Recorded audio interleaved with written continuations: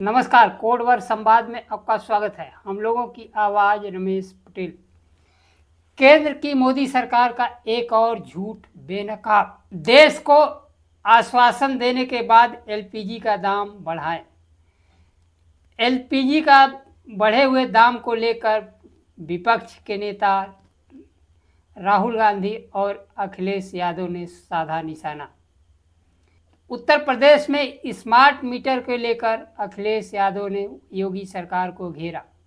समय के साथ खबर पाने के लिए चैनल को सब्सक्राइब करें। नमस्कार, खबर विस्तार से। महंगाई को लेकर केंद्र की मोदी सरकार का एक और झूठ बेनकाब हो गया। लोकसभा में विपक्ष के नेता राहुल गांधी ने कहा कि अब महंगाई की गर्मी आने वाली है, तो केंद्र की मोदी सरकार के तमाम मंत्री और भारतीय जनता पार्टी के नेता, केंद्रीय पेट्रोलियम मंत्री तक ने आश्वासन दिया था कि पेट्रोल, डीजल और एलपीजी के दाम नहीं बढ़ेंगे। यह मोदी सरकार के लिए वही झूठ साबित हुआ जैसे 2 करोड़ नौकरी देंगे, नौकरी नहीं मिला। देश को बिकने नहीं दूंगा, देश के संस्थान सबसे पहले बेच दिया गया।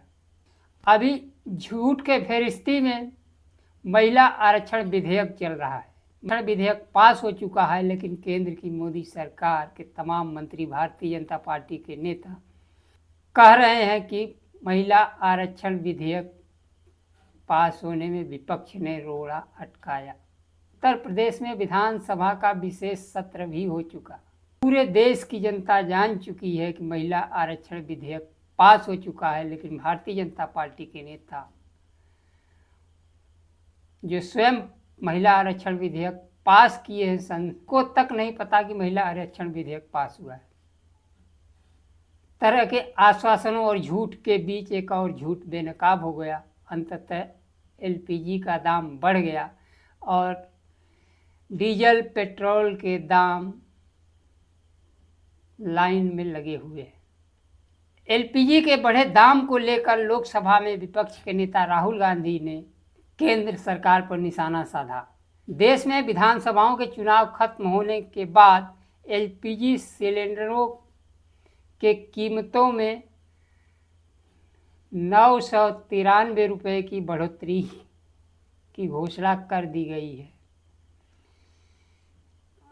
इसकी आशंका लोकसभा में विपक्ष के नेता राहुल गांधी ने पहले ही जताई थी। उन्होंने कहा था, चुनाव बाद महंगाई की गर्मी आने वाली है। इसकी शुरुआत एलपीजी से हो गई, अब पेट्रोल और डीजल की बारी है। विपक्ष के नेता ने तो यहाँ तक कहा कि हमने पहले ही कह दिया था, चुनाव बाद महंगाई की गर्मी आने वाली है। आज व्यावसायिक गैस सिलेंडरों के दाम 993 रुपये महंगा हुआ। एक दिन में यह सबसे बड़ी बढ़ोतरी है। यह चुनावी बिल है।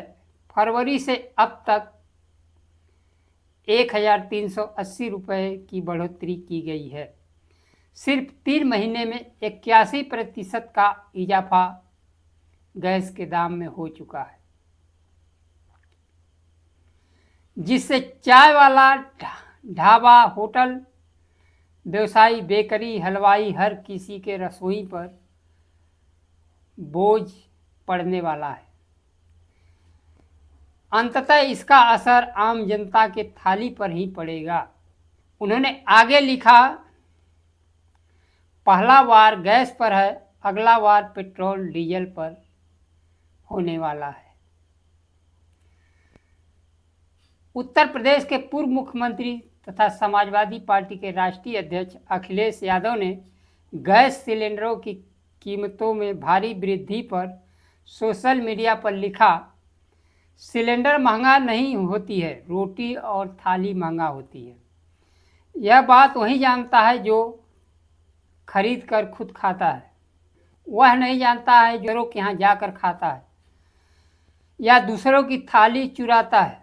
आगे लिखा, सिलेंडर महंगा करना ही था तो सीधे 1000 रुपये महंगा कर देते। 1000 में 7 रुपये कम करके भारतीय जनता पार्टी वाले किस पर एहसान कर रहे हैं। महंगाई की मार से बचने के लिए देश में चुनाव होते रहना चाहिए। चुनाव लोकतंत्र को मजबूती देने के साथ आम जनता को महंगाई से राहत देते हैं। सरकार चाहे तो महंगाई से आम जनता को राहत दे सकती है, लेकिन अब तो सरकार को ईरान, अमेरिका, इजराइल युद्ध के पीछे छिपने का बहाना भी मिल गया है। इससे पहले रूस से सस्ता तेल लेकर आम जनता को राहत केंद्र की मोदी सरकार ने नहीं दी। पहले यह निर्धारित नियम हो चुका था कि पेट्रोल डीजल के दाम अंतर्राष्ट्रीय बाजार रेट पर बढ़ाए और घटाए जाएंगे, पर आम लोगों को रूस से सस्ता तेल लेने के बाद भी सस्ता नहीं दिया गया। पहले केंद्र की मनमोहन सरकार उच्च दर पर तेल लेकर जनता को कम मूल्य पर तेल उपलब्ध कराया था, जबकि केंद्र की मोदी सरकार एक बार तो $11 प्रति बैरल तेल के दाम आ जाने के बाद भी उपभोक्ताओं को कोई राहत नहीं दी गई। उनसे ऊंची कीमत केंद्र सरकार वसूल कर पूंजीपतियों की जेबें भरते रही। उत्तर प्रदेश में स्मार्ट मीटरों को लेकर जिसकी खबर आ रही है कि स्मार्ट मीटर लोगों की जेबें काट रही हैं। कम उपयोग पर भी अधिक बिजली का बिल देना पड़ रहा है। समाजवादी पार्टी के राष्ट्रीय अध्यक्ष अखिलेश यादव ने प्रीपेड मीटर को लेकर कहा कि योगी सरकार को लेकर भ्रष्टाचार की रैकेट चला रही है। जनता ने चोरी पकड़ ली है। उन्होंने सोशल मीडिया पर लिखा, भारतीय जनता पार्टी की सरकार ने जनता को लूटने के लिए जो टेक्नोलॉजी का उपयोग करके प्रीपेड मीटर के नाम पर बिजली में भ्रष्टाचार और लूट मचा रखी है, अब उसकी चोरी जनता ने पकड़ ली है। इस बार स्मार्ट मीटर तोड़े जा रहे हैं, अगली बार ईवीएम। चुनाव को लेकर ईवीएम भी संदेह के घेरे में। इन ईवीएम पर संदेह के उंगली विपक्ष के नेता समय समय पर उठाते रहे। बम फटने वाला है, आम लोगों को राहत कैसे मिलेगी? आज अंतर्राष्ट्रीय मजदूर दिवस है। दिन पूरी दुनिया में मजदूरों के नाम समर्पित इस दिन को किया गया है।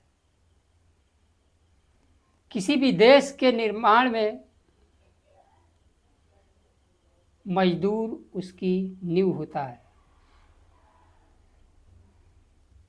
आज देश के तमाम मजदूर गरीबी और बेकारी में जीने के लिए अभिशप्त हैं। शिक्षा और रोजगार से मजदूरों को दूर कर दिया गया है।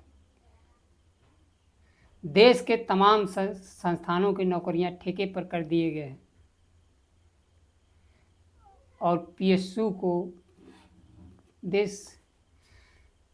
तमाम पीएसयू को देश के पूंजीपतियों को बेच दिया गया है, सौंप दिया गया है। देश में न्यूनतम मजदूरी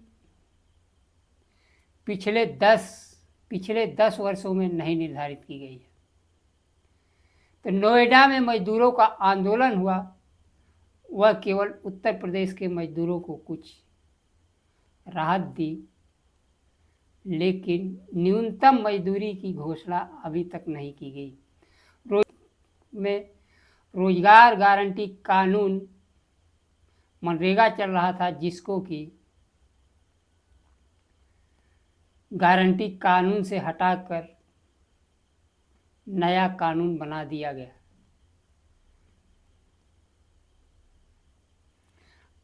जिसमें रोजगार की गारंटी कानून को हटा दिया गया। आज मजदूर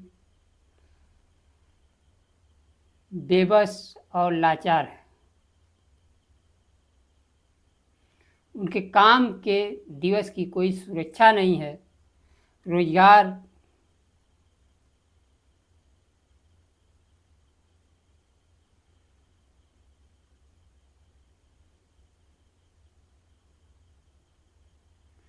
के असुरक्षा के बीच